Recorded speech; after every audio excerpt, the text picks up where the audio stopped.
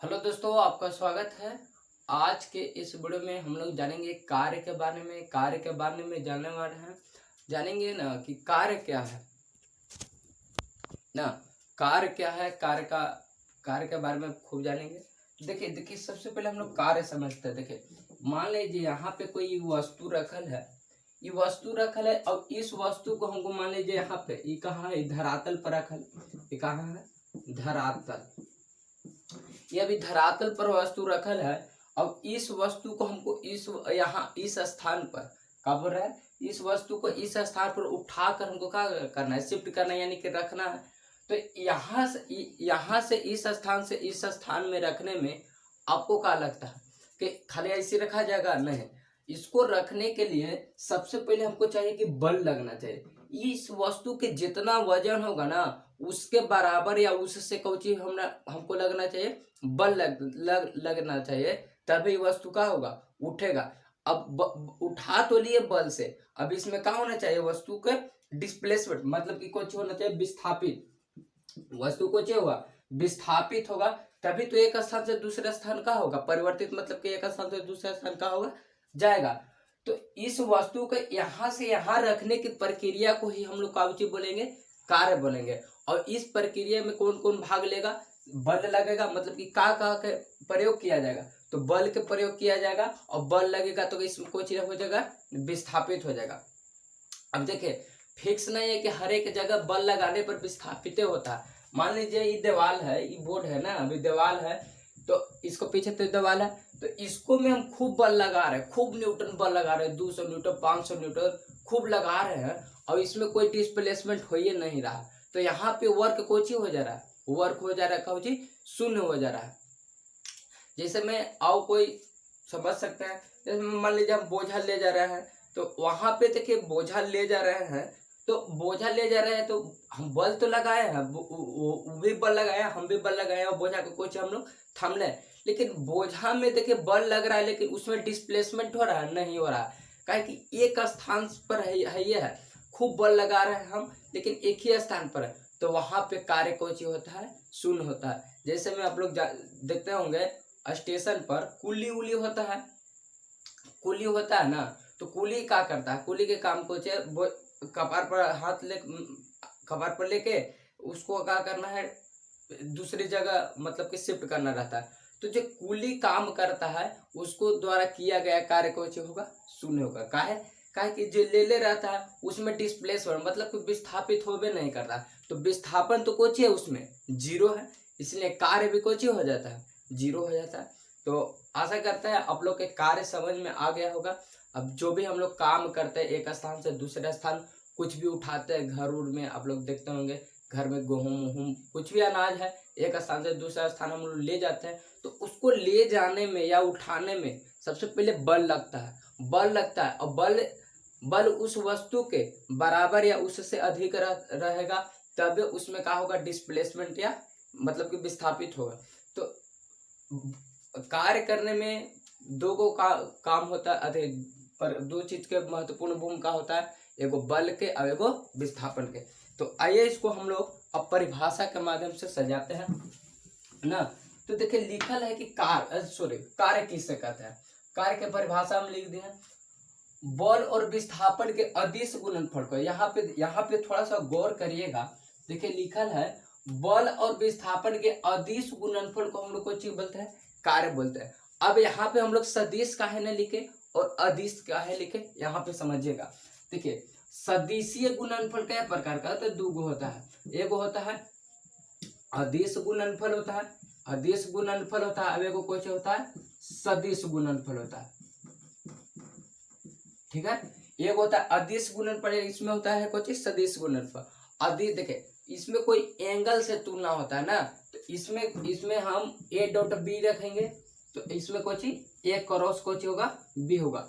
और आप लोग जब 11 12 में पढ़े होंगे तो डॉट हटता है तो कॉस आता है और क्रॉस हटता है तो कुछ साइन आता है ना। तो डॉट हटेगा तो इसको हम लिख सकते हैं ए बी कुछ कोस थीटा, अब यहाँ लिखो कुछ ए बी साइन थीटा। तो देखिए अगर ए डॉट बी में लिखना है तो पक्का है कि कौन राशि है, अदिश राशि है। अब ए क्रॉस बी में लिखना है तो पक्का है कि कौन राशि है, सदिश राशि है ना। तो वही लिखे हैं, बल और विस्थापन के अदिश गुणनफल को कुछ बोलते हैं हम लोग, कार्य बोलते हैं। तो अब देखिए यहाँ पे लिख सकते हैं फॉर्मूला, हम लोग फॉर्मूला लिखेंगे, कार्य बराबर कुछ हो जाएगा, कार्य बराबर फॉर्मूला हो जाएगा, रुक जाइएगा थोड़ा सा, यहाँ पे लिखेंगे हम लोग, कार्य बराबर फॉर्मूला हो जाएगा, कार्य बराबर बल इंटू कुछ विस्थापन। अब देखिए हम अभी बताए ना कि अब कार्य का तो बता दें, अब देखिए सूचक थोड़ा बताते हैं। कार्य के हम लोग W से सूचित करते हैं, W के से, और बल को कुछ F से सूचित करते हैं, और डॉट विस्थापन को कुछ S से। तो कार्य बराबर हम लोग बोल सकते हैं W बराबर F इंटू S, इंटू बोलेंगे, क्रॉस नहीं बोलेंगे ना। अब देखिए इसमें कोई चीज लगा दिए हम लोग, डॉट लगा दे, अभी डॉट हटेगा तो कोई चीज आएगा, क्रॉस आएगा, डॉट हटेगा तो कुछ आएगा यहाँ पे क्रॉस आएगा, यानी कि W बराबर हम लोग बोल सकते हैं कि एफ एस कोस थीटा। कहा है कि अभी हम बताएं कि डॉट हटता है तो क्रॉस आता है, और सॉरी कोस आता है, और क्रॉस हटता है तो साइन आता है। ये 11 के चीज है ना, फिर भी हम यहाँ पे डिस्कस कर रहे हैं थोड़ा सा। तो यहाँ पे अभी हो गया W बराबर कुछ फॉर्मूला हो गया, देखिए फाइनल फॉर्मूला निकल गया, W बराबर एफ एस कोस थीटा।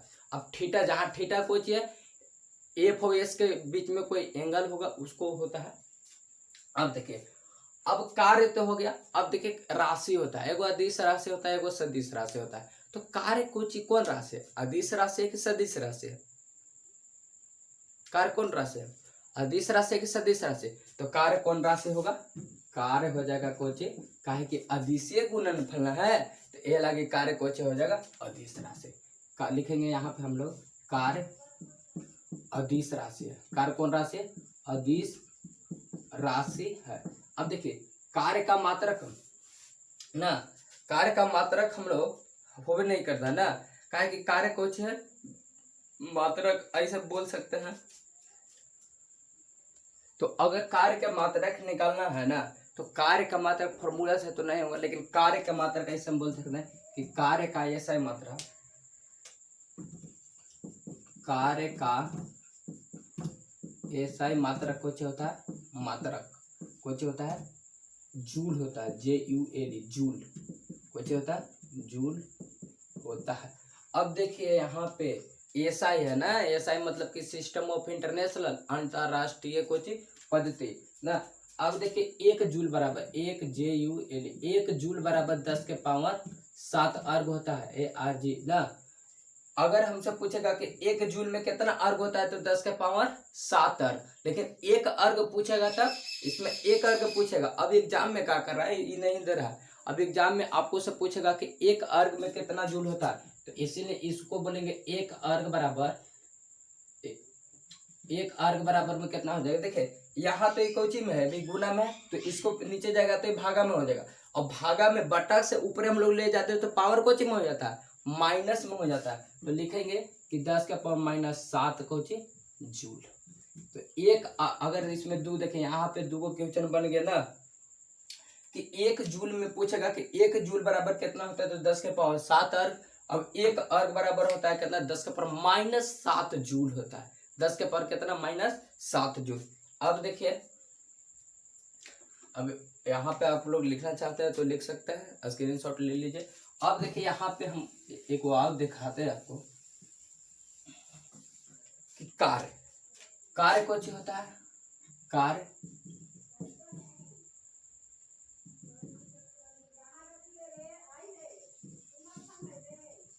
कार्य धनात्मक, ऋणात्मक